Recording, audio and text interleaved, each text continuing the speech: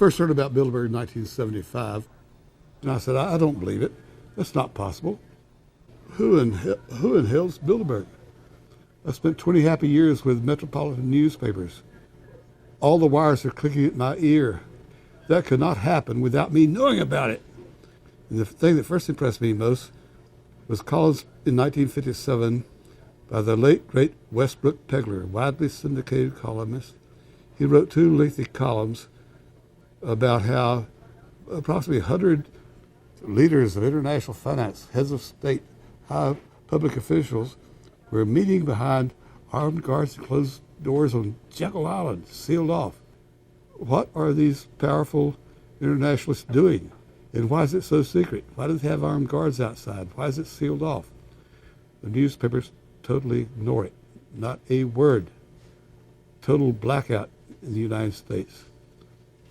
Since then, I've never stopped pursuing Bilderberg, or the whole international gangster organization led by Rockefellers and Rothschilds as they manipulate the world for their own selfish interest.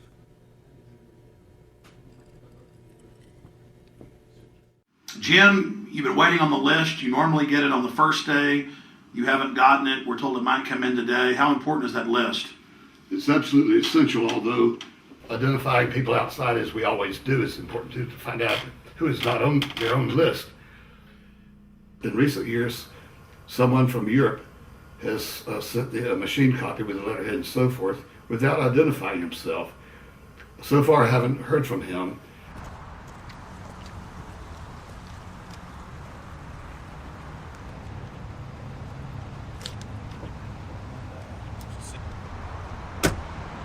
Well, Bilderberg assumed that name in 1954 at their first meeting as Bilderberg at the Bilderberg Hotel.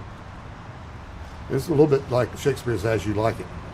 They say to Shakespeare, what do you want to call this book? And he says, As You Like It, meaning whatever you want to call it. And they thought it was dictation, so one of his plays is called As You Like It, and the title has nothing to do with the play. So that's how the Bilderberg came by their name. Now, they had been meeting for half a century. The moneyed class had been meeting, but they decided they have to meet systematically every year, well planned in advance, in addition to maybe other smaller meetings throughout the year. Sure this is the right turn, Jim? No. Let's see if you can start.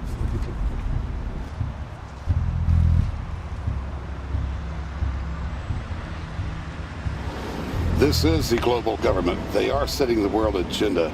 Inside right now, they're deciding on whether or not there will be a war with Iran.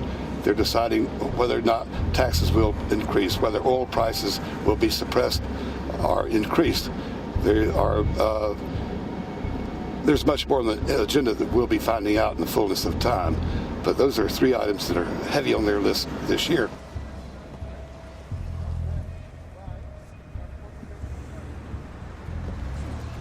This is Jim Tucker, ladies and gentlemen. Yes. 27 years covering these crooks. Mr. Tucker, pleasure to meet you. The media said he was crazy, it didn't exist. Now we forced him.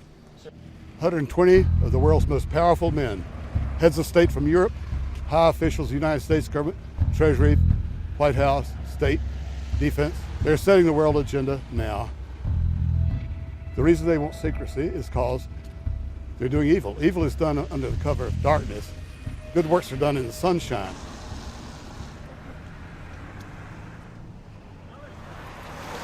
Hi, how you doing? Good. Get off the property, please. Well, Jim had some questions for you. I need you to move off the property, please. Okay. Private property. Sure. It's a public sidewalk. Oh, yeah, we are cooperating. Thank you. Right onto the sidewalk. Yeah, there's no implication that we aren't cooperating. Right onto the sidewalk and stay there, please. Sure, yeah, thank you. Great. Jim has some questions for you. Again, I need you to stay right on the sidewalk. Yeah. Thank you very much. We actually checked with the city. The property line's actually right here. Also, That's good. Property line's actually right here.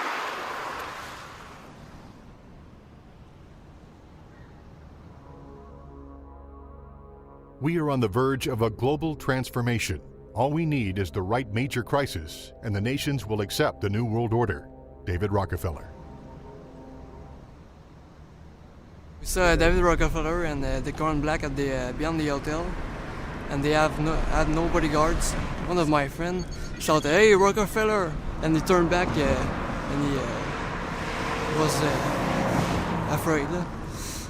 My name's Rene. I'm from Manitoba. Drove about 26 hours to get here, just to show that I'm against the Bilderbergers, just to fight for my freedoms, fight for my rights, make sure that my children can grow up in a free country.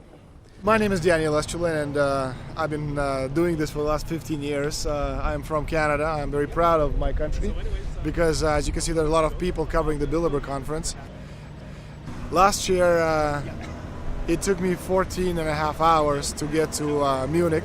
I was pulled off the plane in Milan. I was pulled off the plane in Munich. They interrogated me 4 hours in both places. I was able to call a friend, a journalist in Rome, as a result of his presence and others. Calling the foreign ministry department in Italy, they backed off and they let me go. They basically told me that they're keeping an eye on me 24 hours of the day. The little hotel where we were staying at, Jim and I, out of the 20 rooms, 6 were occupied, 3 by the CIA and 3 by the German Secret Service. That's how serious these people are, and that's how afraid they are of actually what we may be able to reveal and what we actually do reveal publicly about the Bilderberger intents. Daniel Estulin has covered the Bilderberg meetings in Europe and North America for more than 15 years.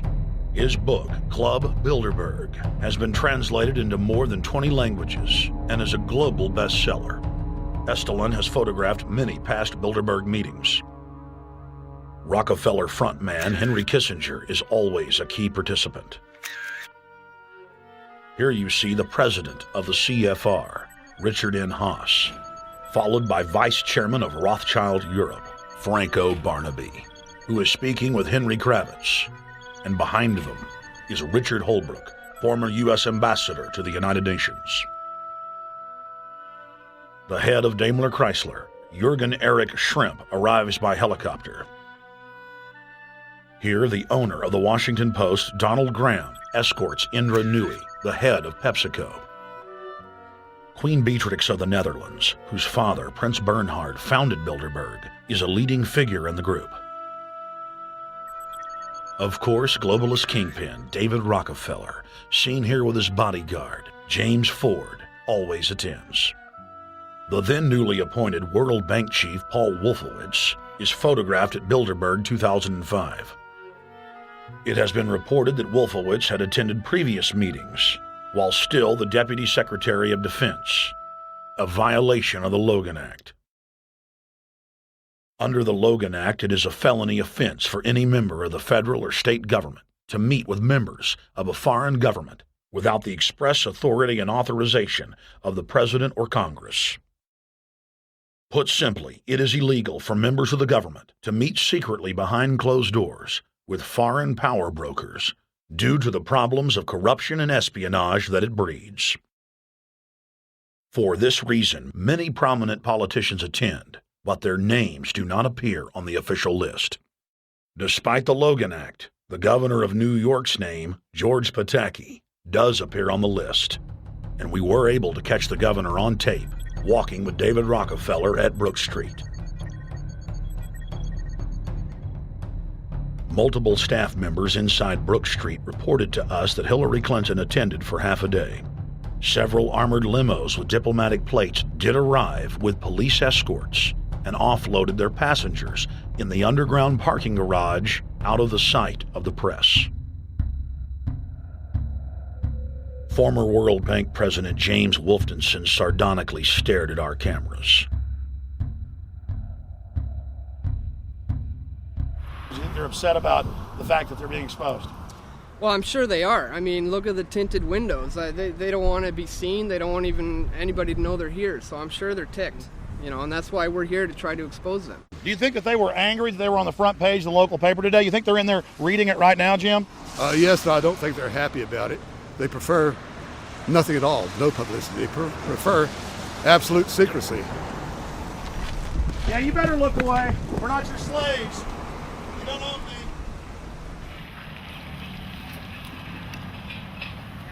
Did you get a list of the attendees and everything, or not?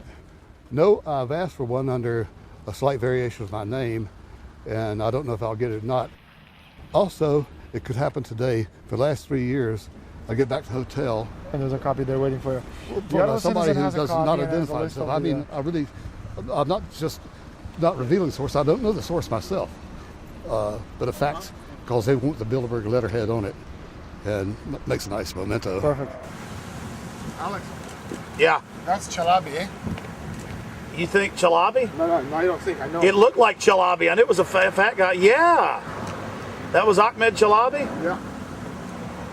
Oh my God, then they're really going to attack Iran. Because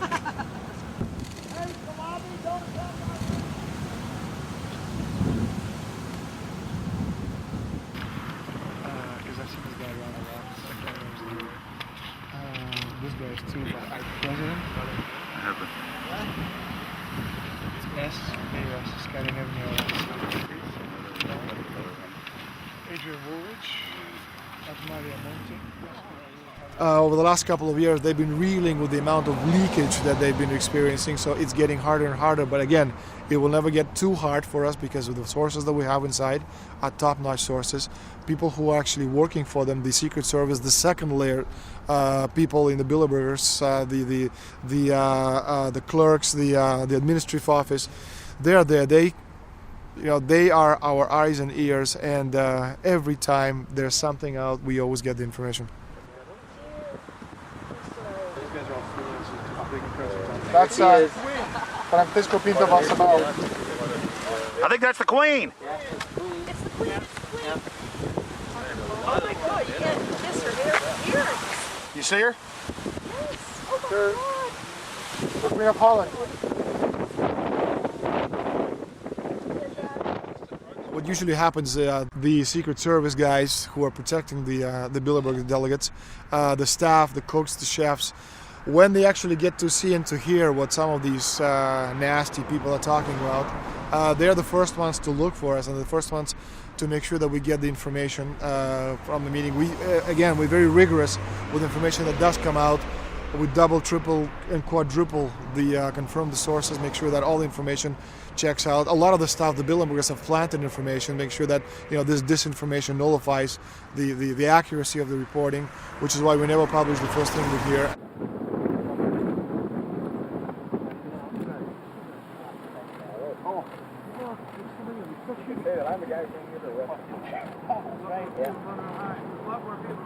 That looks like Rockefeller. The decisions that these people take, again, they're not only decisions affect business community, they affect politics, business, environment, across the entire spectrum. And these decisions are made and taken by a very elite group of people behind closed doors this year at the Brook Street Hotel. We are not privy to these decisions. We're not allowed to know what they're talking about. But we'll definitely feel the consequences of these decisions over the next 12 months when events which apparently by accident seem to happen, in fact, have been planned right here this year at Brook Street Hotel between 8th and 11th of June. What does it do when you get 120 of the most powerful people in the world getting together to have meetings with government officials? I mean, that's amazing. Well, it is what I mean is that they're planning the corporate agenda. They're not planning the democratic human journey agenda, in my opinion. Mussolini had a definition, is when the interests of the corporation take completely over from all other interests, and that's fascism. He said it should probably be called corporatism. Well, call it corporatism, call it fascism, call it neo-lib, neocon. There's a whole variety of political words, depending on which side of the stripe you come from, to start with, which describes the thing. But what they are describing is the complete end of democracy, the end of what matters to people, the end of what happens to the human journey. And for that reason, I think this is revolting.